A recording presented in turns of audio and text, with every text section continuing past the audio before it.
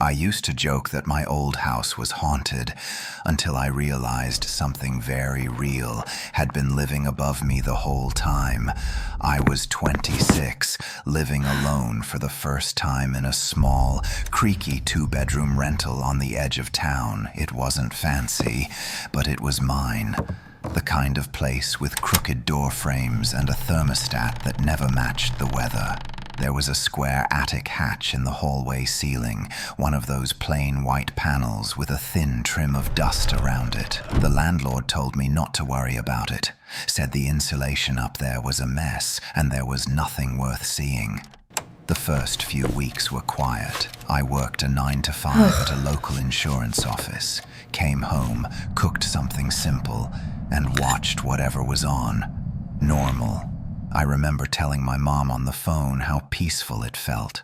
Then little things started to bother me. It was tiny at first, stupid, forgettable details. I'd open the fridge and see the orange juice bottle sitting in the wrong place. A spoon I was sure I'd left in the sink would be resting in the drying rack. A cereal box turned the wrong way. I blamed myself. New job, new house, new routines. I thought maybe I was just tired and not paying attention. But one Saturday morning, I woke up and found all the kitchen cabinet doors standing wide open, every single one. The house was completely still. No open windows, no breeze. Just this silent kitchen where every door was pulled out as far as it would go, like a dozen mouths hanging open. I stood there in my oversized t-shirt and socks, feeling my heartbeat in my throat. My first thought, embarrassingly, was that maybe I had done it half asleep. I had this image of myself, zombie walking around at night, tugging cabinets open. The second thought was worse. Someone had been in my house. I checked the front and back doors, both locked, windows latched. The only other way in was the attic hatch, but I didn't even look up at it. Then I just closed the cabinets, forced a laugh, and texted my friend Jess. Either my house is haunted or I'm losing my mind. She sent back a string of laughing emojis Jess? and told me I needed more sleep. I agreed, because that was easier than the alternative. Over the next couple of weeks, the weirdness escalated in tiny increments. The heat would be turned up higher than I ever set it. A pair of socks went missing from the dryer.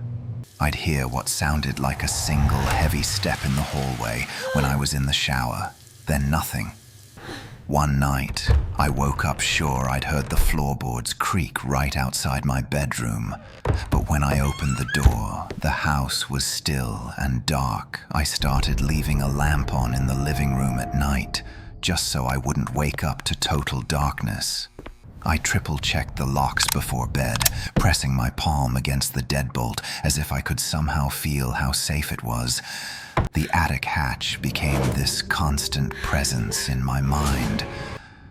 I'd walk under it to get to my bedroom and feel the same little twinge of unease every single time.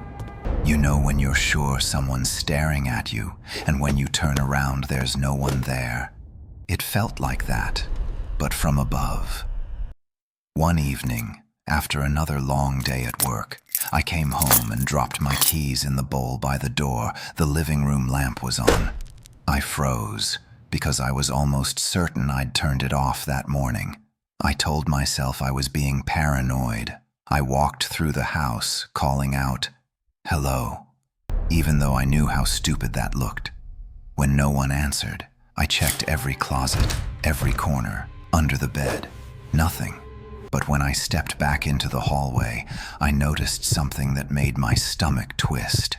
The attic hatch wasn't sitting flush anymore. It was shifted just slightly, maybe half an inch, enough to show a thin line of shadow around one side. The strip of dust that had always framed it was smudged, broken by what looked like finger trails. That night, I didn't sleep. I lay in bed with the lamp on, staring at the crack under my door, listening. Every little sound, pipes shifting, the fridge humming, a car passing outside, made me flinch. The next day at work, I was pale and jittery. I told Jess what I'd seen. She tried to be logical about it. Probably just the wood expanding, she said. Old houses move, or a squirrel, or raccoons. It's not a horror movie. I wanted to believe her. That evening after I got home, I grabbed the broom from the kitchen and, standing on a chair, used the handle to shove the attic panel back into place. Dust rained down onto my face and shoulders. I coughed, laughed nervously, and told myself that was it. For a few nights, nothing happened. I actually relaxed, thinking maybe I had overreacted. Then came the night that changed everything. It was a Wednesday. I stayed late at the office, working on some reports. By the time I got home, it was after 9. The street was quiet. I remember how loud my keys sounded in the lock. The moment I stepped inside, I knew something was wrong.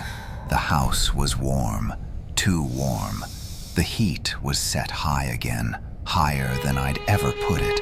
The TV remote was on the coffee table, but pointed in a direction I never left it. And there was a faint smell in the air, like sweat and something sour. I walked into the kitchen and saw a dirty glass in the sink. The last time I'd used a glass, I'd rinsed it and put it in the rack. This one had a ring of orange juice at the bottom, and the outside of it was still faintly wet. My skin went cold. I backed slowly out of the kitchen, my heartbeat roaring in my ears. Every instinct I had screamed at me to get out, but I did something I still don't fully understand. I looked up.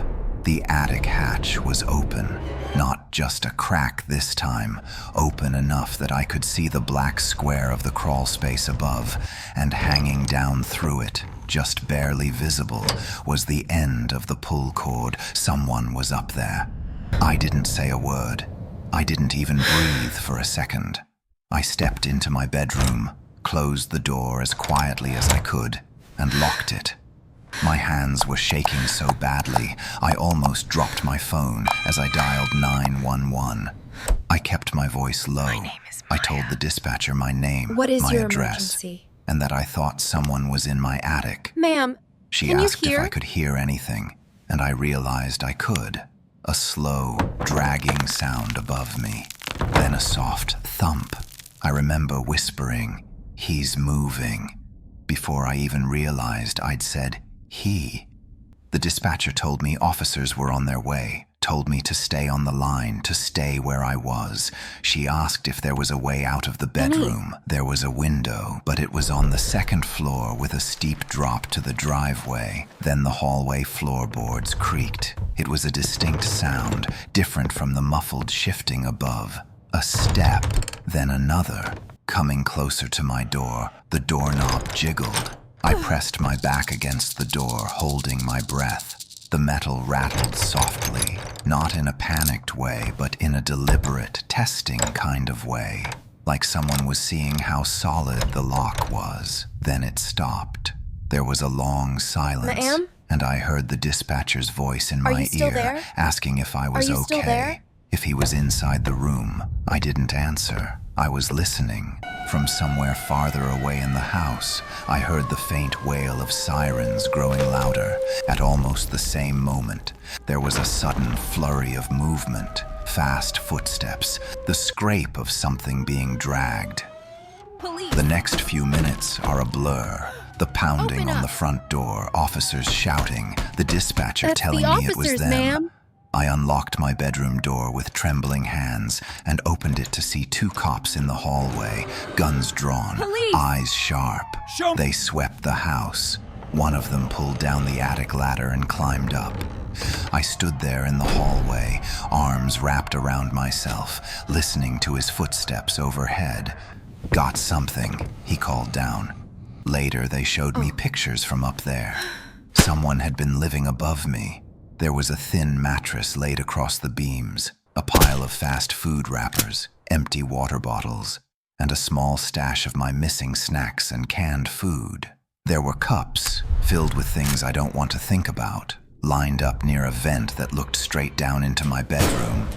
They also found a little notebook. In it were my work Left hours, 8:15 notes a.m. about when I came and Home went, 5:40. little observations like, she leaves back door unlocked sometimes, and keeps spare key in plant pot, moved but still hides it there. The officer told me the hatch probably hadn't been firmly screwed in, so the intruder could push it up from inside. He thought the person had slipped in one day when I'd left the back door unlocked bringing in groceries, then realized how easy it would be to stay. They never caught him. The theory was that he heard the sirens, dropped down through the back of the house, and ran out into the alley before the officers circled around. No neighbors saw anyone. No cameras picked him up. I moved out the following week. I couldn't stay there another night, even with the locks changed and the landlord swearing it was safe. It's been years, and I still can't sleep in a place with an attic hatch. If I have to, I stare at it until I fall asleep, or I tape it shut, or pile something underneath it so I'll hear if it moves. People think the scariest thing is ghosts or monsters. But I know better now. The worst thing in that house wasn't something dead. It was someone very much alive, watching me from just a few feet above my head.